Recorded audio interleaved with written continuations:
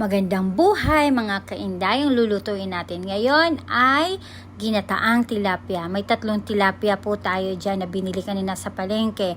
Dito kasi sa amin mga kainday, binibili namin yung tilapia, yay buhay po. Hindi po sila mga patay. So nasa aquarium po yan. Buhay na buhay, ayan, binili po namin at saka pinrito na namin yan kanina. So nga dyan, may nilagay tayo dyan na dahon ng mustasa. Nilagay natin yan sa kaldero para mamaya pagka inilagay yung tilapia, pagkaluto na, hindi nadikit sa ating kaldero. So naglagay tayo ng bawang, sibuyas at saka luya dyan. Hindi natin inubo sa paglagay kasi sa taas mamaya ay ilalagay din po iyon. So naglagay tayo ng ng luya para mga kainday hindi po siya malansa. So ayan na nga, binabalutan na yung tilapia. Bawat isa po dyan ay binabalot natin para po mamaya hindi sila magdidikit-dikit. At saka hindi rin didikit din talaga doon sa kaldero yung mga tilapia natin. Kasi yung ating gata mamaya ay ating palangis-langisin. Mas masarap kasi pagka naglalangis yung gata ng ating ginataang tilapia. Pero nasa inyo naman po yan kung inyong hindi nyo palalangisin, kung gusto nyo na may sabaw, nasa inyo po yan. So, ayan na nga, inilagay natin lahat yung mga mustasa kasi medyo naparami yung pagbili namin ng mustasa So inilagay natin yung natirang bawang, sibuyas, tsaka luya dyan kanina. Inilagay na rin natin yung ating gata. So mga kainday nga pala nasa inyo na po yun kung kayo'y maglalagay ng aswete. So kami kasi mas gusto namin na hindi maputla ang aming luto, so naglalagay talaga kami ng aswete.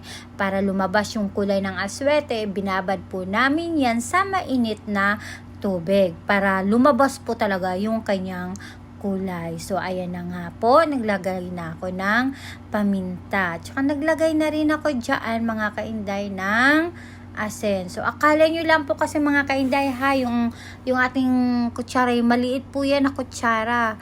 So yung po natin, tawag na to ating magic ay okay lang po yan. So naglagay na rin po kasi tayo ng ating mainit na tubig, nilagyan natin yan. So tinakluban na po natin yan.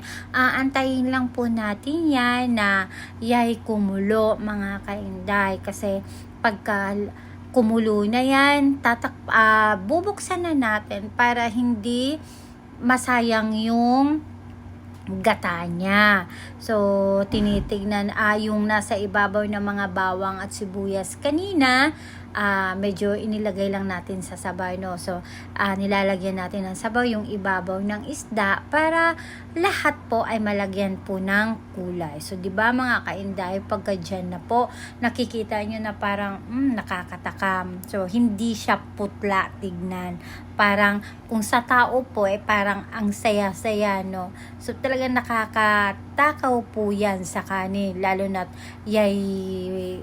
subukan yung mga kainday. Masarap po talaga pagka tilapyang talisay po. Masarap po talaga yan. Yan ay, ayan na, medyo naglalangis-langis na po siya ng konti. Pwede na po yan sa iba mga kainday. Pwede na po yung ulamin. Pero kami kasi mga kainday, mas gusto namin yung naglalangis talaga. Mas masarap yun. So yung ating dahon, mas masarap din ang maraming dahon ng mustasa kasi nagbibigay din yan ng lasa. Syempre, vitamins na rin mga kainday, Mas masarap na magulay-gulay, yan, may mga isda, wag laging pork kasi baka tayo'y ma-high blood. Ayan na nga po, pwede na po yan mga kainday. So hininaan na lang namin dyan yung apoy. Kaya pagka yung kasama namin, naghahain na ng aming kanin para tayo'y kakain na po dyan ng tanghalian mga kainday. So mga kainday, salamat sa panunood. Mga kadudong, subscribe nyo po ang aming channel. Please like, share, and subscribe. Kain tayo mga kainday at mga kadudong. Ang sarap-sarap po niyan. Subukan nyo po na mag-try iluto ang ganitong klaseng luto mga kainday.